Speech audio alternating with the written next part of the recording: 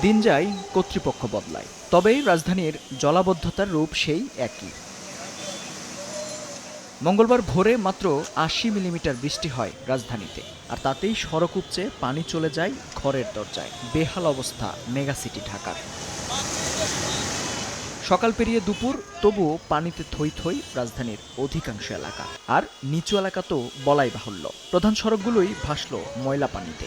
ডুবে যায় রাস্তার দুই পাশের ঘরবাড়ি থেকে শুরু করে ব্যবসা প্রতিষ্ঠান। চরম দুর্ভোগে রাজধানীবাসী। উপর দিয়া চলে ট্রেন, নিচে দিয়া পানিতে আমরা ডুবতেছি। এই বছরে মনে করেন আমার এই 4বার ডুব যাই। 85 সালের রাস্তা হয়েছে 87 সালের থেকে রাস্তার পানি দেখতে আসি। ব্যাংকে আসছিলাম, ভিজে টিজে অনেক কষ্ট করে এই যে দিয়ে এই যে এখন ফিরলাম।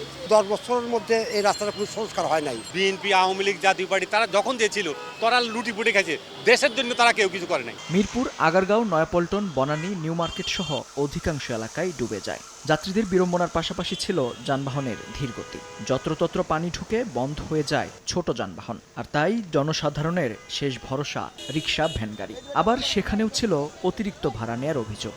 যেতে গেলে 5 মিনিট সময় লাগে, কিন্তু সেই জায়গায় 30 টাকা দিয়ে যাওয়া লাগতেছে আপনার ভ্যানে করে। আমাদের তো ডিউটি আছে, যাইতে তো হবে। যেমন কমলাপুর, কিন্তু বাইরে হইতে যেন আটকে আছে। স্টুপিড মার্কেট অফ দেশ। ভারী বৃষ্টি না হলেও সপ্তাহ জুড়েই থেমে থেমে বৃষ্টির পূর্বাভাস আবহাওয়া অফিসের। অল্প সময়ে অধিক বৃষ্টিপাত হয়, কিন্তু পানির যে চলে যাওয়ার যে ড্রেনেজ সিস্টেমটা কভার করতে পারে না, বিদায় কিন্তু জলাবদ্ধতার সৃষ্টি হয়েছিল। তো মৌসুমী বায়ু বাংলাদেশের উপর এখন মোটামুটি সক্রিয় হয়ে গিয়েছে, বিদায় ওই যে প্রতিদিনই আমরা এখন আশঙ্কা করছি হয়তো বৃষ্টিপাত হবে, তবে অবিরাম ভাবে না। সামান্য বৃষ্টিতেই যেন নিয়মে পরিণত হয়েছে যানজট আর জলজট। নগরবাসী বলছেন, অপরিকল্পিত ড্রেনেজ ব্যবস্থা আর কর্তৃপক্ষের অবহেলার মাশুল গুনছেন তারা।